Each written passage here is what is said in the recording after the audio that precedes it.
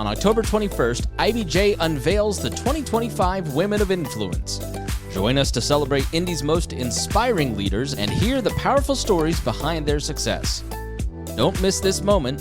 Register now at ibj.com/influence 2025.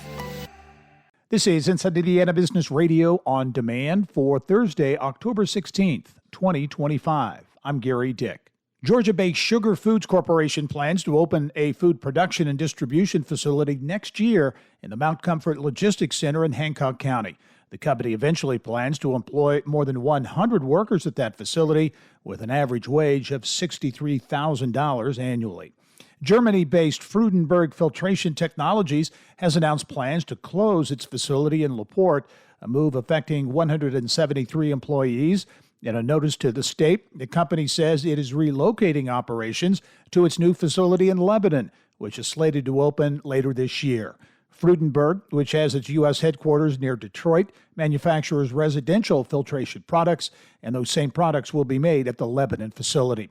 Hundreds of professional chefs and home cooks from around the world are flocking to the Indiana State Fairgrounds beginning today for the World Food Championships. 300 teams will compete for the title of World Food Champion and a share of $450,000 in prize money. Culinary Crossroads founder Larry Dickerson says it's a chance for Indiana to shine. We want to have a launch pad. What could be better than to bring this competition? Right there, we get a chance to highlight our people, products, and places. And even equally important, if not more important, think about those 1,300 to 1,500 competitors, all their sponsors coming in here, hearing that narrative, being educated on what we have, and then they go out and spread the word around the world. From the state's #1 source for Indiana business news, you're listening to Inside Indiana Business Radio. Our Innovate Indiana series is on the move in October. Join us for Innovate Southern Indiana in New Albany, October 1st. Innovate South Bend Elkhart in South Bend, October 14th, and Innovate South Central Indiana in Bloomington, October 24th. The Innovate series is presented by Indiana University and Old National Bank. Each location will feature a powerful afternoon of ideas, innovation, and insight, and what's next for each region. RSVP now at ibj.com/innovate. The city of Hammond is investing $22.5 million for what it says will be a complete renovation of the Renaissance Towers and apartment complex. It will cover the complete rehabilitation of 450 housing units, including 2 senior towers and 12 family buildings. The Indiana Department of Education and Independent Colleges of Indiana have announced a new opportunity for students to complete their first year of college while still in high school.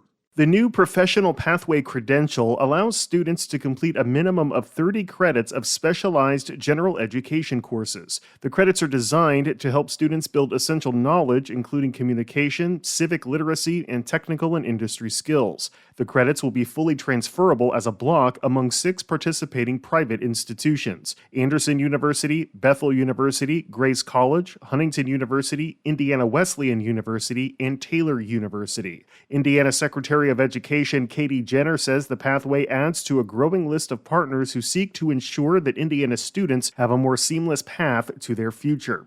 The Department of Education says students who complete the credential will be a step closer to earning the new Enrollment Honors Plus and Employment Honors Plus diploma seals. If a student only completes a portion of the 30 credits, all 6 schools will accept the individual course credits as equivalencies or elective credit, which will be determined on a case-by-case basis. You can connect to the list of courses that will be a part of the credential at InsideIndianaBusiness.com.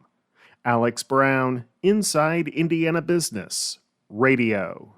The city of Crown Point has christened the $1.8 million Crown Point Skate Park. That park, located on the south side of the Crown Point Sportsplex, was built with the help of a $1 million grant from the Dean and Barbara White Family Foundation. This is Gary Dick for Inside Indiana Business Radio on demand. From broadcast to podcast, Inside Indiana Business with Gary Dick is now available anytime on YouTube or in your podcast feed. Subscribe and listen wherever you get your podcast or at ibjpodcast.com. Your commute just got smarter. Turn drive time into growth time. The IBJ Media Podcast Network gives you front row access to leaders shaping Indiana's economy, culture, and future. No filler, just smart, relevant, local storytelling you won't get anywhere else. Find all of our shows by searching IBJ Media in your podcast app or visit ibjpodcasts.com.